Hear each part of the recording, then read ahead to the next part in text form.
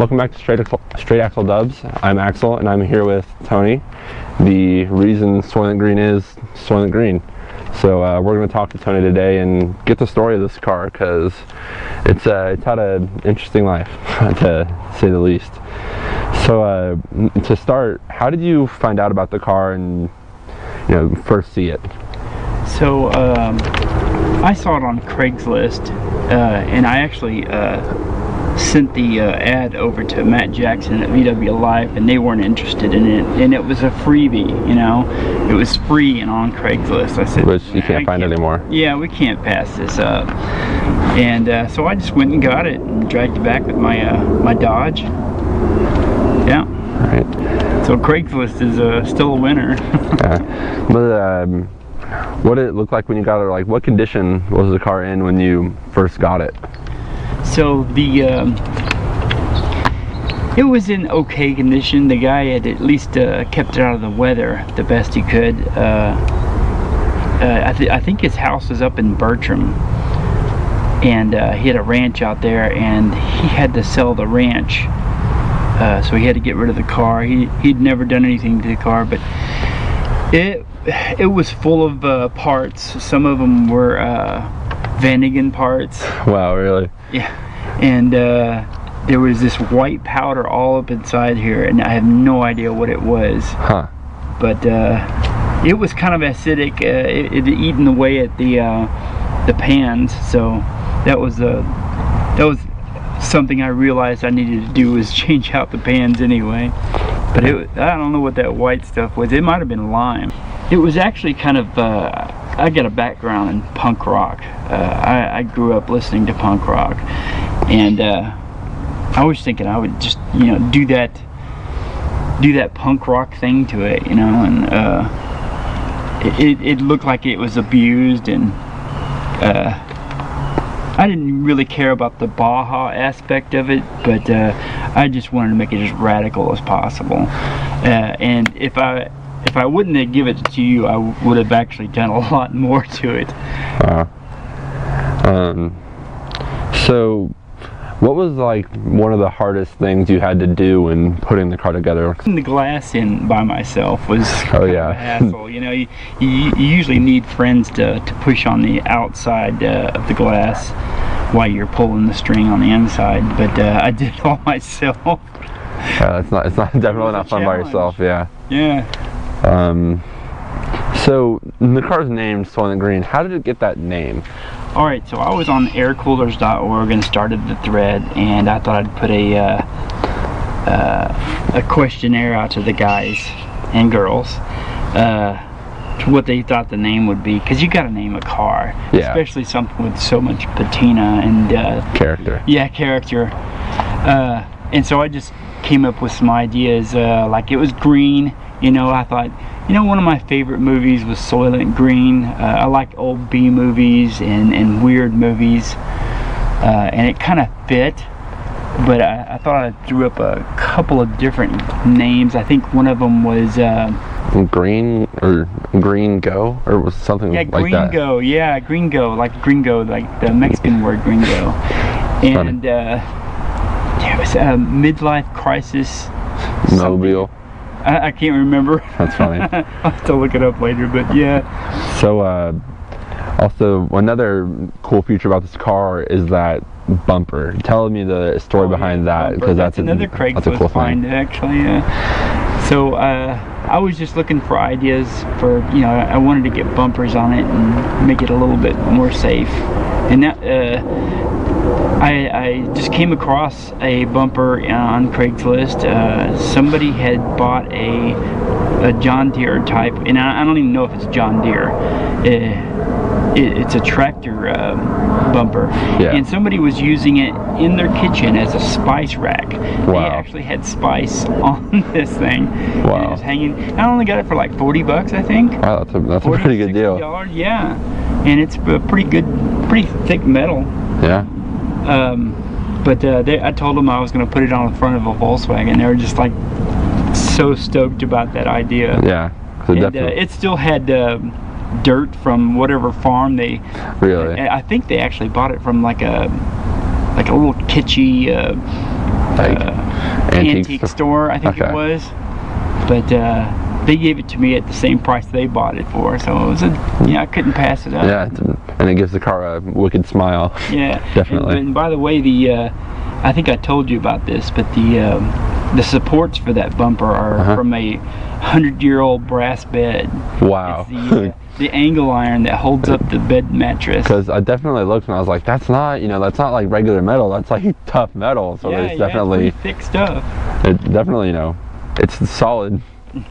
So I remember from pictures the car didn't have a motor when you got it. Did you?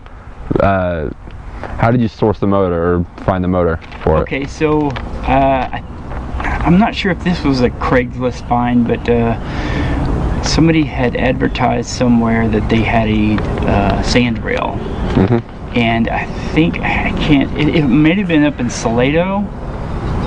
It was up in that area. Okay. And the guy advertised it as a non-running but runnable Interesting. sand rail, and he wasn't sure about the engine size or anything like that, but they were going to use it, and it was used in a welding class, high school welding class. Interesting. Shop class, and they did such a horrible job on the sand rail. I mean, you could tell that the top frame was from a professional sand rail, but the bottom frame was definitely something just put together by a bunch of kids. Yeah. Teenagers. The bottom of the frame where it connected to the original. Like VW pan, I guess. No, it was somehow it was spliced together, and they did some really sketchy welding. I mean, just there was no penetration on the weld. Ooh. It was totally dirty. You could see porous all the way through it. I got it onto the trailer, but once I got it home, as soon as I lifted up the front end and I was dragging it off, and the back end, the wheels hit the ground. The whole thing just separated. Ooh. That is not safe. Yeah, that's probably not a good idea to drive that thing anywhere. At any speed. It would have totally killed somebody. Definitely. So.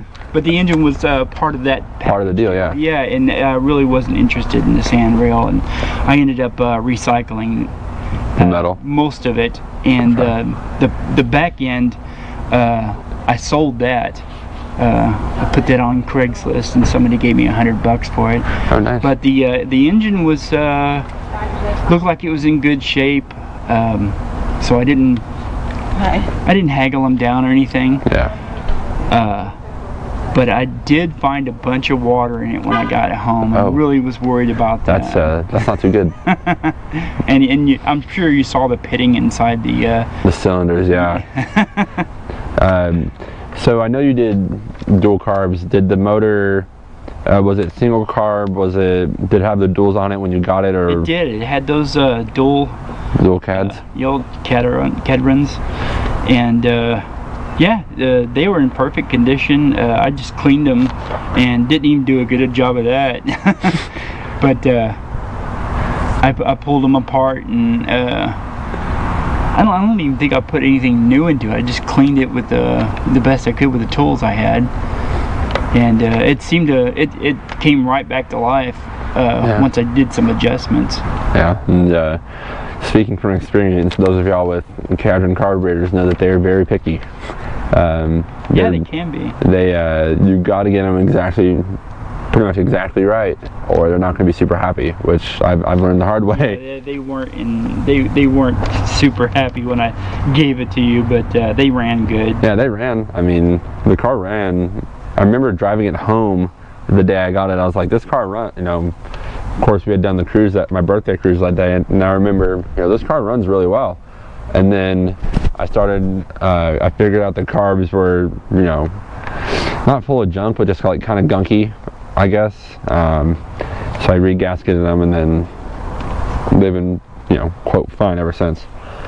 So If you look at the wheels on this car, they're not from a Volkswagen. No, they're from a Pontiac. Did they? Were they with the car when you got it? And yeah, actually they were. They weren't on the car, so I had to put them on the car before I could get it into the trailer. But I thought that was perfect for the car. Yeah. I'm glad they came with the car too. They give it a good look, because it's like, you know, you'll see people do, like, I know people do the slots or the slot mags on bugs, or like sometimes they'll do Kragers, but you never really see a bug with Pontiac wheels. And so looking back on what you did to put this car together, what is one thing you think you would have done differently? I don't know if I would have done anything differently. I was more training myself in Volkswagen, because it'd been a minute since I'd done anything with Volkswagens. The previous was a 72 Squareback I had, and I had the engine. I purchased the engine through Gex, which take advice from your old Uncle Tony. Don't ever buy a Gex. They're horrible. And I've heard good stories about Gex, but they're garbage. Okay. Yeah, good to know, because you know there's a ton of different aftermarket VW motor companies. Like I know CB Performance makes motors. Gene Berg, which is in the, you know, that red car sitting right next to us, and like these companies build good motors, but there's some companies that just can't build them. So, you know, they just do so many of them that they don't care. Yeah, they don't care. And there's no quality control. No quality control. And I feel like what, you know, us as VW people, if you get a motor from these people and it's junk, let them know. Tell them about, you know, something happened to it, or it doesn't run worth a crap or whatever, to have them fix their mistakes. If they don't know anything, nothing's going to get fixed. So it's definitely that's part of the problem. Is I made a mistake. Right when I turned it on, I heard a rattling noise. Whew. And the first thing I did was I took it over to Austin V-Dub, and they took it apart and found a pea-sized piece of metal, and it looked like it might have been a steel screw. Ooh. In the piston. Oh. It danced around in there for, you know, however long you're in the motor. How long I had it turned on. And it wasn't very long, because I heard it right away. But anyway, because I took it to Austin V-Dub, they weren't a factory authorized warranty repair for Gex. Yeah. And Gex wouldn't pay. They wouldn't give you anything? Yeah. Wow, that's kind of crappy. That's what was my mistake. Yeah, but I mean, you live and you learn, right? Yeah. What was like your favorite moment or process during the time you put the car together? Oh, definitely was having a bunch of guys over for a build night. Had Andrew Holloway, which I really appreciate you, man. He went through all the brakes and bent all the tubes and set it all up. It is not easy. Not fun. No, and I totally owe him for that. We had Greg Silkinson over there helping, and a bunch of guys, and we all were just going through it and putting some things in it. And you know, the whole idea was to get it safe, you know, because I'd be taking my family out in it, which didn't happen very much. But I totally wanted it to be safe, so it's got an all new brake system in it. Yeah. But that was my favorite moment, was having a bunch of people over. And if y'all watch VW Life, you know, Gary always says one thing a day. You know, it'll get done. It may be slow, but it will get done. So just keep that in mind. So was it hard to pass the car on after all the work you did to it, and like all the time you spent like getting this deep into a vehicle? No, you know, I grew up pretty poor. You know, I never really had any money. But I think if you asked me that question 10 years ago, maybe no, say 15 years ago, it would have been totally hard for me to do that. But you know, I'm a little bit more comfortable now, and I don't care about some things as much. I just cared about the car, and I wanted to see it go to someone good. I did try to sell it to my buddy Cleveland, and Cleveland and Kim. They're the owners of Oddball Custom Garage, and they didn't. I I think Cleveland liked it a lot, but Kim was like, I want something new or newer, something clean. Which, good luck finding a Baja that's clean. Yeah. But yeah, well, I'm still trying to get them into a Volkswagen, but they went through a Super Beetle, I believe, a Baja, and they were gonna have fun with that, but it had a lot of problems. Yeah. But you can't, it's hard to find. Not hard to find, but it's not easy to find a VW that's not chock full of problems, because these cars are they're quirky. They have they have little issues and little things here and there, and that's that's what makes it a Volkswagen.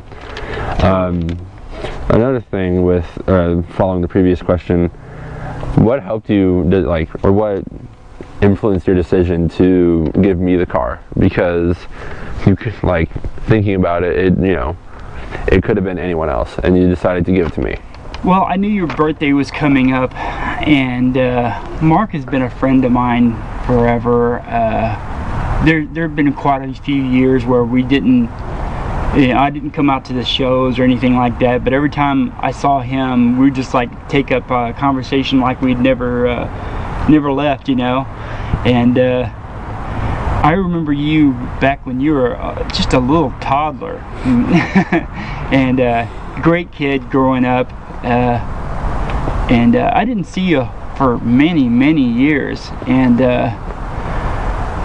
anyway, I think it was your father's birthday cruise, or it was COVID, the birthday drive-by, yeah, drive-by, and I was like, yeah, his birthday's coming up, Axel's birthday. That would be a good idea. So I talked to your dad, and he was totally stoked on it. He's like, that's a great idea, man. I'll totally love you for it. I totally love you anyway. But yeah, that was the thing. So also during the videos are on YouTube, which I'll link them, or I'll try to remember to. Of course, I'll edit, so I'll see it. But you hid the key behind a Hot Wheel to give it to me. That was just a last minute thing. A last minute idea? I didn't really put any thought to it. Right. I just thought, yeah, I'll just hide in there and act like I'm giving him a little toy gift. And I remember the morning of that birthday cruise, of course, I was up, decently early. Of course, it was summer, so, a little late.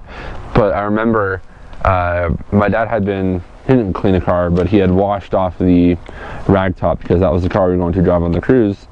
And I remember he's like, I get up and I had just eaten. He's like, oh, I'm going to the store. See ya. I was like, that's, a little weird, because normally, if we go to, the store, it'll be like, hey, do you want to go? Because, it gets out of the house, especially after COVID. It's like, if I can get out of the house, I want to do it. And I remember, it's like, the whole day, I just felt like, something's a little off.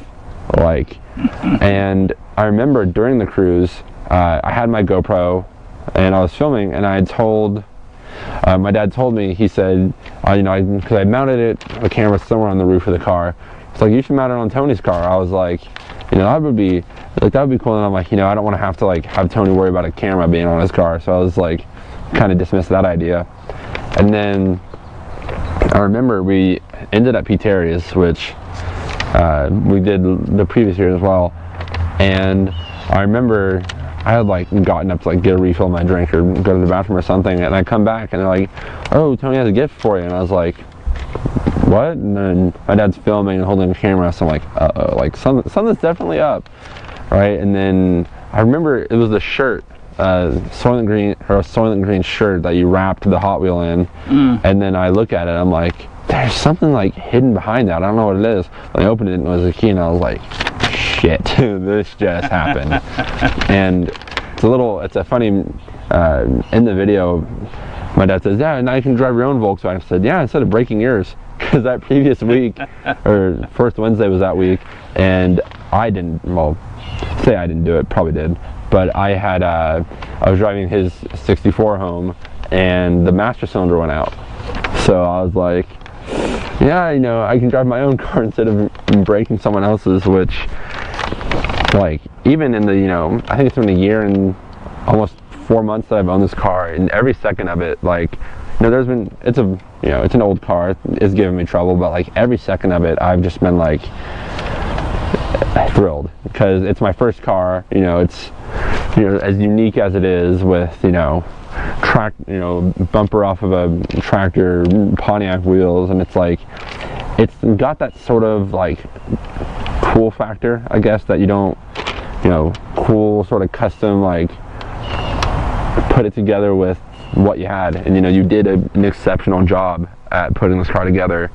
And you know, I've made my little like touches and changes to it over, you know, the time I've had it, but like every time at least I get in this car to go drive somewhere, whether it be school, work, anywhere, I'm always like, you know, I wouldn't be here if, you know, Tony didn't decide to give me this car. And it's like, it's amazing how much it has changed, well, let me my life in general. Let me tell you that I thought about it a few times that you know, it's a cool car to have. It's not a great first car. Yeah. You know, anybody getting their license and stuff like that, you need a safe car, something that's reliable, and yeah, you know, definitely has better brakes than these do. But I thought, you know, you're mechanically knowledgeable, and especially your dad. You're not gonna have any problems with it. Not much. You know, you'll be sorting some things out. Yeah, there's, you know, I think that's appropriate. Yeah, there's always going to be, you know, like, you know, when you talk about brakes, I did the disc brake conversion on this car, and you know, I love it because it's a lot safer too. And the thing about drum brakes, for the time that these vehicles were new, which, you know, for this car 52 years ago, they worked. But you think about it, nowadays every car has disc brakes, and drums get too hot too quickly, which I've noticed. There's been, like, when it still had the drums all the way around, there were times that I noticed, I was like, this isn't, you know, I was like, you know, this isn't safe. And so I bought that disc brake kit, and man, it makes a world of difference. Yeah, I'm totally gonna do that to the bus too. I got Porsche brakes that I got from your buddies at Old Volks TV. Oh yeah, Jason Bogan. I remember Jason was gonna put this on his bus, but ended up doing the SoCal kit, which is, I'm totally gonna put that on the same on 67 bus. Yeah, and it's cool to see, because especially in the Volkswagen world, everyone's family, and so you help each other out. Like, even, you know, like you mentioned, Jason, he's been a big help with me tuning this car because he knows CADs pretty well. And like, for me being, you know, young, you know, I'm inexperienced. I still need to learn. There's still a lot I have to learn.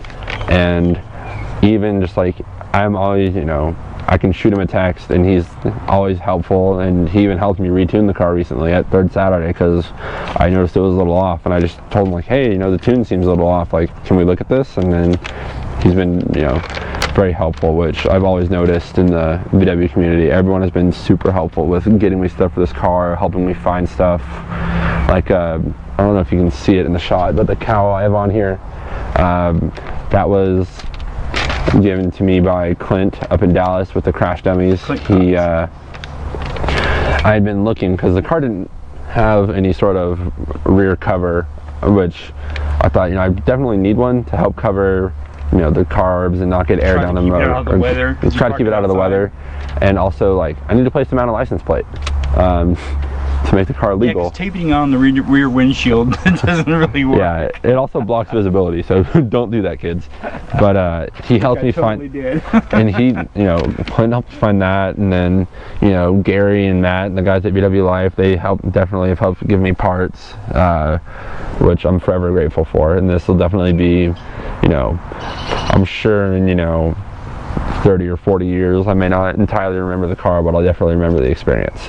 So, and you know, none of it would be possible without Tony. So, thanks to Tony. Yeah, I appreciate it, man. No problem. So y'all be sure to like, comment, you know, I'm sure you'll hear this all over YouTube, but tell a friend, you know, tell people. That's how you get the word out. And, you know, VW community, it's, you know, we're trying to help, you know, not necessarily grow it too much, but, you know, definitely help grow it, because I've been an air cooler for 17 years, and I will definitely be forever.